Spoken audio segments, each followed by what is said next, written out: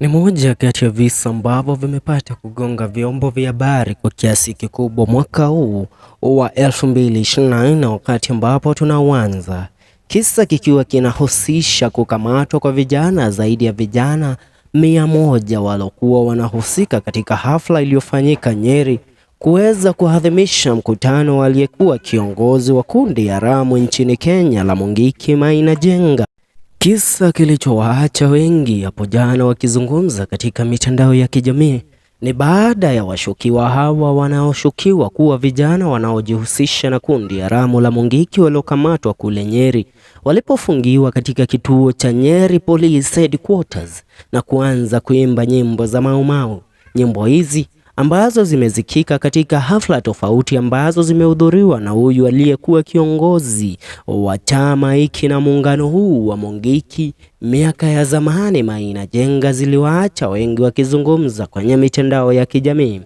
Kulingana na mengi ambayo yamepata kusemwa na kuongelewa zaidi katika mitandao ya kijamii, ni jambo ambalo limewaacha wengi wakiwa vinywa wazi, haswa kulingana na taarifa kuhusu ujio wa kundi hili haramu kwa mara nyingine, jambo ambalo tunaendelea kulipa kipaumbele katika taarifa zetu zinazotujia.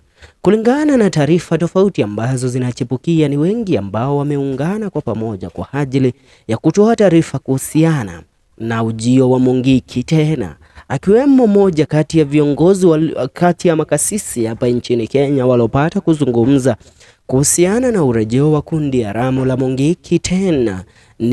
Ni aliyekuwa kiongozi wa kundi hili akitambulikana akiwa na wadhifa wa general katika kundi hili haramu la Mungiki enzi zile, Apostle Dora Waruinge.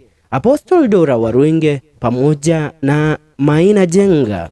Apostle Dora Waruinge, kama jinsi ambavyo nimekuarifu, alikuwa anashikilia wadhifa wa general katika kundi la Mungiki enzi zile, lakini Apostle Dora Waruinge, wakati Maina Jenga alipata kulisimamisha kundi hili na kuweza kujiondoa kama kiongozi, Apostle Dora Waruinge na wengine waliokuwa viongozi katika kundi hili waliweza kujiondoa katika uongozi wa kundi haramu la Mungiki.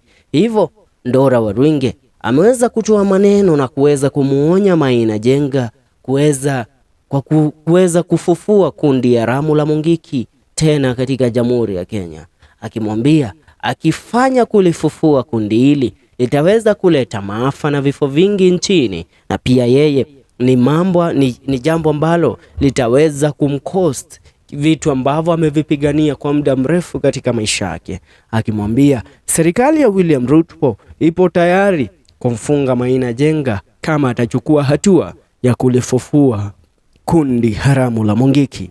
Je, unaepia kuyasema kuhusiana na hili? Nataka kusikia maoni yako kwenye comment section. Tuungane katika video zetu zijazo. Hii ni FM Show KE, na kwa sasa story hewani ni kuhusiana na urejeo na ufufuo wa kundi haramu la Mungiki kwa mara nyingine. Tuungane katika video zetu zijazo.